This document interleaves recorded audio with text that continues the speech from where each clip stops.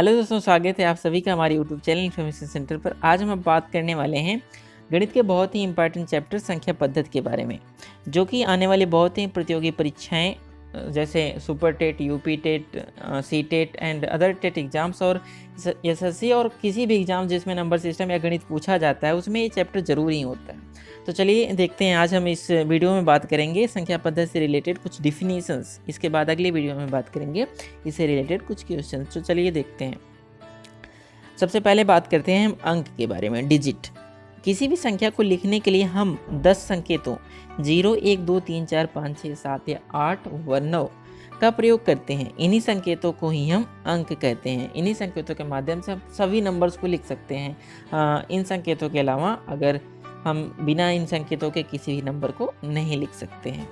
आगे बात करते हैं, संख्या को व्यक्त करने वाले अंकों के समूह को संख्यांक कहते हैं। किसी भी संख्या को लिखने के लिए हम दाईं ओर से बाईं ओर क्रमशः दहाई, इकाई, दहाई, सैकड़ा, हजार, 10,000, लाख, 10 लाख, करोड़, 10 करोड़, इसी तरह से स्थान लेते जाते हैं। तो चलिए आगे बात करते हैं संख्याओं के प्रकार के बारे में, टाइप्स ऑफ नंबर्स। ये प्राकृतिक संख्याएं, पहला आता है प्राकृतिक संख्याएं, नेचुरल नंबर्स। ये संख्याएं 1 से शुरू होकर अनंत तक जाती हैं। ये संख्याएं 1 से शुरू होकर अनंत तक जाती हैं। ये संख्याएं सामान्य गणना में उपयोग की जाती हैं। इन्हें n से प्रदर्शित किया जाता है। n इक्वल टू, अगर हम देखें इनके सेट को, अगर हम देखें समुच्चय को, इनको देखते हैं तो n इक्वल टू 1, 2, 3, 4, 5, 6, 7, 8, 9 ऐसे अनंत तक जाता है। दूसरी बात करते हैं पूर्ण संख्याएं, होल नंबर्स।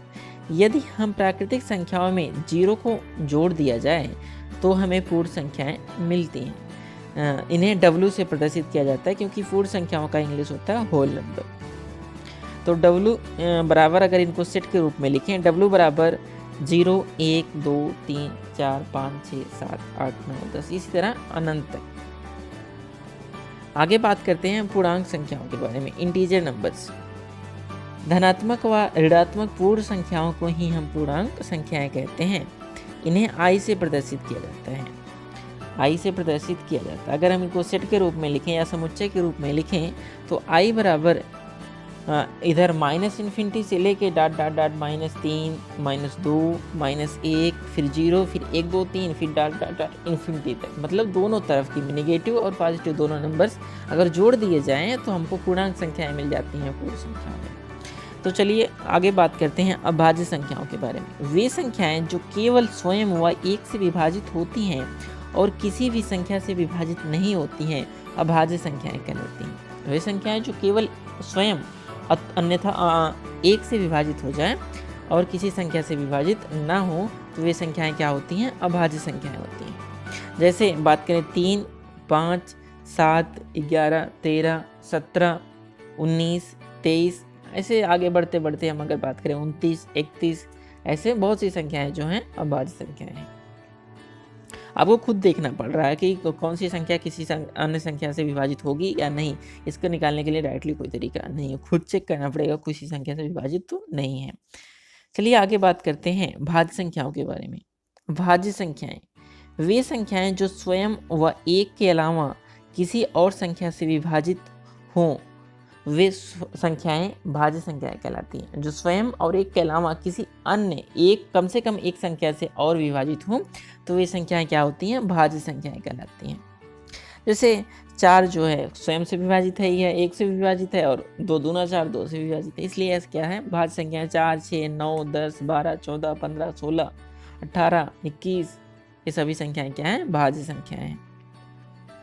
आगे बात करते हैं सम संख्याओं के बारे में, इवन नंबर्स। वे संख्याएं जो 2 से विभाजित हो जाती हैं सम संख्याएं कहलाती हैं। वे संख्याएं जो 2 से विभाजित हो जाती हैं सम संख्याएं कहलाती हैं। जैसे 2, 4, 6, 8, 10, 12, 14, 16, 18, इसी तरह से अनंत तक जो जाती हैं सभी संख्याएं जो 2 से विभाजित हो जाती हैं वो सम संख्याएं कहलाती हैं। आगे बात करते हैं विषम संख्याओं के बारे में, ऑड नंबर्स के बारे में बात करते हैं।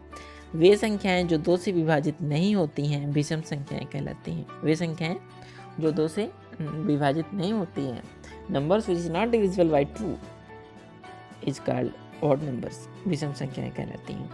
अगर बात करें हम इनके उदाहरण के लिए तो 1 3 5 7 9 11 13 15 17 19 इसी तरह से आगे बढ़ती जाएंगी। अब बात करते हैं हम परिमेय संख्याओं के बारे में।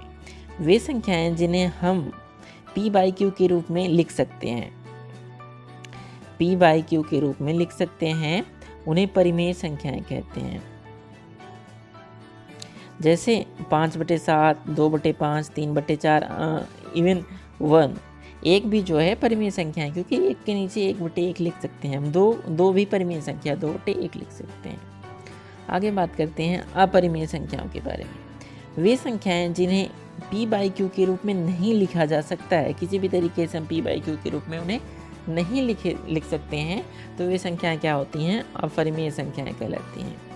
जैसे √3, √3, अंडर रूट, कड़िम 7, कड़िम 15, कड़िम 2, ये संख्याएं जो मतलब अगर कड़ी के अंदर 9 लिख दें तो कड़ी के अंदर 9 को सॉल्व करेंगे तो हम 3 आ जाएगा, तो वहाँ पे वो 3 परिमेय संख्या हो जाएगी। आपको ध्यान रखना चाहिए कि कड़ी के अंदर कोई स्क्वायर मतलब किसी का कड़ी के बाहर तो नहीं निकल सकता सॉल्व होके।